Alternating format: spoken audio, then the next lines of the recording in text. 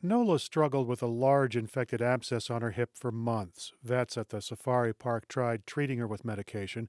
Eventually, there was an operation to drain the infection. That helped, but Nola never completely recovered. KPBS visited with senior keeper Jane Kennedy last Friday. It's going to be a tough day when we lose her, but we'll do it. We'll do for her what we would want done for ourselves. We just heard her, and she's Yeah. or whatever that. She did a little breath out. Nola was old and fragile. Her body couldn't fight off the infection. Kennedy says the rhino would be around 100 years old if she was a human. That makes even small illnesses serious. Safari Park staff were all aware how delicate the animal's condition was. Veterinarian Nadine Lamberski says there were many discussions about Nola's health, her medical care, and end-of-life decisions. When there's a decline, we would have had several discussions and meetings, and we would all have been part of the process, and it gives everyone a chance to say, she's having a really bad day today.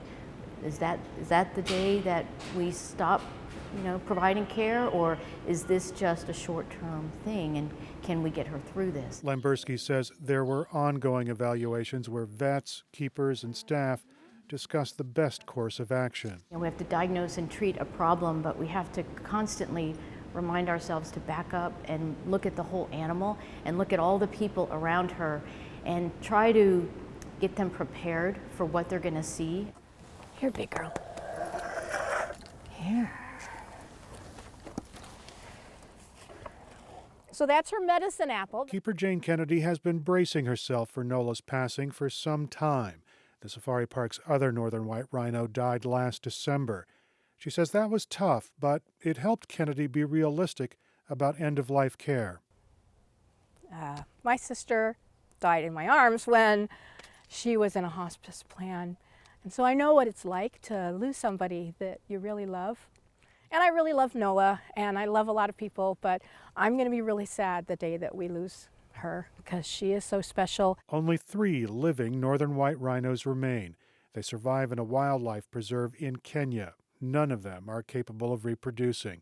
But Kennedy holds out hope that the northern whites are not doomed to extinction. If we can take her DNA and we can turn parts of it into her eggs, and then we could take the DNA from a male and turn it into sperm, and we could put them together, and we could put them in a southern white rhino surrogate, we could bring back northern white rhinos. There could be little Nolas in our future. The safari park just welcomed 6 breeding-age southern white rhinos from South Africa.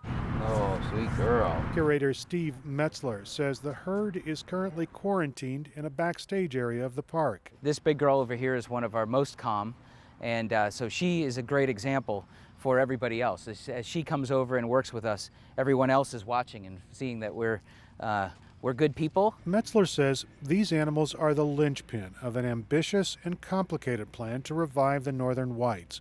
Keepers will work with the rhinos until researchers can attempt to artificially implant southern white embryos. That's never been done with rhinos before.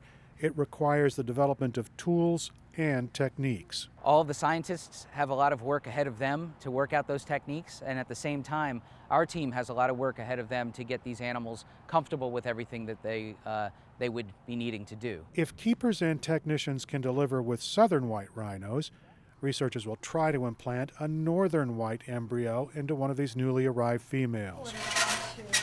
The team has access to frozen sperm from the male northern white that died last year and genetic material from 12 more animals.